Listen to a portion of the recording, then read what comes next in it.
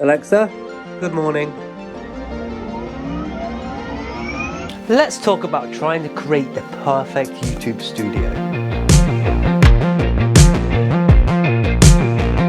I've been on YouTube since 2009, which is over a decade ago now, and I've been in various locations all that time. Various rooms, various houses, and various studios. YouTube for me has always been like a private thing ever since I was a kid. I couldn't have anyone in the house when I used to live with my mum and dad.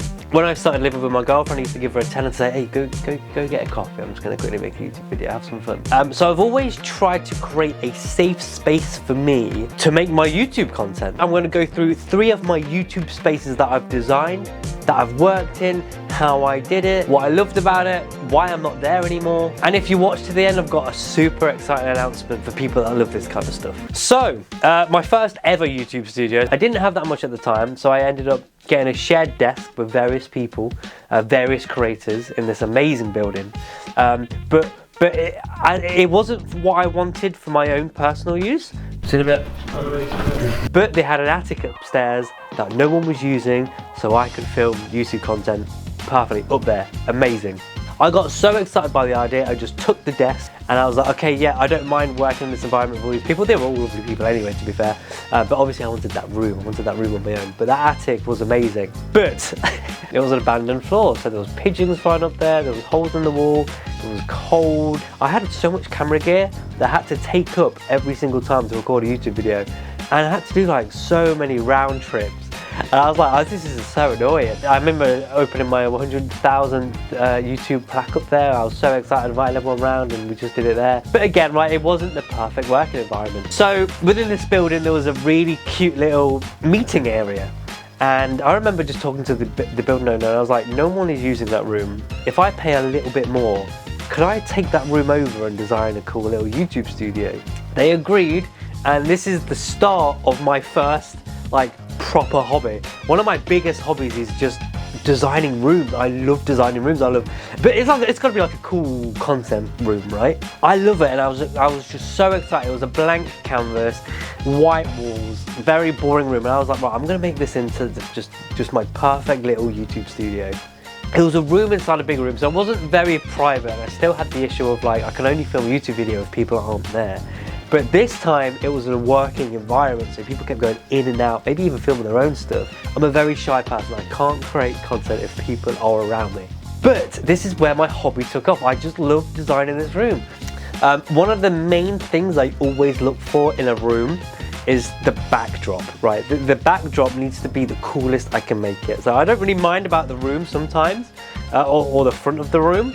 But backdrop needs to look cool because I want you guys, when you're looking at me, when you're hearing my voice, when I'm telling my stories, I want there to be something cool in the background. So I designed it around that. I had my Spider-Man in the background, I had some cool pops, I had some bookshelves and stuff. And it was a really great room, but it was small. It was super small, and it was very hard for me to create depth or do other angles or anything like that. But you know, it was a great start, and I loved it there. It was in the middle of Leicester where I live. It was in the middle of the city. I was right near a Mackey's. I could have food at midnight. Beautiful kitchen. There was so many amazing people around me. But then the big C happened. Yeah, I don't know if I should be telling this story because it was pretty much illegal, but as soon as lockdown hit, the guy who owned the building literally said to us, okay, yeah, we've sold the building, you're gonna have to just get out. And we were like, we're in lockdown, it's like illegal to leave. So we had to leave to get all of my camera kit was there, my computer was there, my desk, everything, my Spider-Man costume was there, everything was there, which was a really unfortunate time because I spent so much time, money and effort on that room. COVID happened. I was in the house for a year. You probably remember them videos. Again, like, they were so hard to do because I couldn't do it at home. I had to wait for my girlfriend to go sleep for me to make YouTube videos, and it was so hard for me to do it. I was just ready to get out and just build another studio again. And this is a story of Studio 2. Studio 2 is literally where we are right now. This place is very dear to my heart because this is my grandpa's. During the latter half of COVID, unfortunately, my granddad passed away, and his love in life was crafting. He just loved building, it was his thing. And he had this floor upstairs that he built on his own, had loads of bits and bobs. There was a lot of rubbish up here as well. This is kind of like his rubbish floor. And my nan said, why don't you just build an edit suite in the garage. So that was it, that was my goal. My goal was my lockdown project Office 2.0 and create this wicked cool new studio. So we went to work. We took out the flooring, we took out the woodwork, we took out all the trash, we rebuilt the walls to make it soundproof. It was literally the coolest project ever, and I've never had so much fun. Of course, one of the worst things about this place is that it is a garage. It is a garage, I will come to that later. And again, it was all about making this perfect content environment. But I wanted to step it up this time. I wanted to make a content environment that was all Alexa operated. And that was my first goal. My first goal was just to walk in and just allow Alexa to turn on the lights, turn on a YouTube light, and turn on the heating. Alexa, good morning.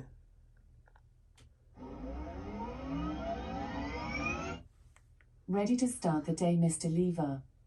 And just like the first studio, it's very limited in space. I can literally touch the roof here. It's not that big. So this place is probably what you've seen more than anything. This is the most time I've ever been consistent uploading. Most of the content I've made in the past few years have been in this room. And that's because it's been a good environment for me to work in. People on here. It's nice enough for me to film in. I don't have to worry about times. It's been a perfect room, but unfortunately, as my business grown, I've grown out of this room. It's just not practical for me anymore. It's mainly because of clientele, and clients want to come see me. They see this room on LinkedIn, they see this room all over the internet, and they're like, yeah, let's just come down. We'll come down and see your stuff. We'll have a talk on your sofa. We'll just catch up, and we'll just come to your studio and we'll have a little play with it. And I'm just there like, I've got to take them to my nan's house and show them my studio in my nan's garage. That's not possible. And the worst thing is, this place doesn't have a toilet. I have to go to my nan's house to go toilet. There's been a moment in my career where I've had clients had to come up and watch me edit because there's a feature film that's going out somewhere and they had to come over to watch it. And they're like, Joey, can we go to the toilet? Where's the toilet? I'm like, it's in my nan's house. We can't. I can't take you to my nan's house. Like, I just can't do it. So it's been really awkward. It's been a hard place to work in that regards, and also the padding is in this room. It gets very it's a at the end of the day, it's a garage, right? It gets very cold. So it's just one of them rooms where I love it to bits, but it's just not possible for me anymore. And we worked so hard on making this room, but you just grow out of it, right? It's been an adventure making these two rooms, and yeah, I guess at this point in my life, it's time to just move to a bigger studio. And I guess that's what we're going to talk about next. And I guess this is where the videos come to. I'm sad to say that I'm leaving this studio, but happy to say I'm finally getting a spot which I feel is going to be the perfect content creation suite for myself. Is going to be great for me, going to be great for the channel, going to be great for the business. And I really want to take you on this journey with me. I want to create daily content where I show you the progress of creating the perfect YouTube studio on a budget.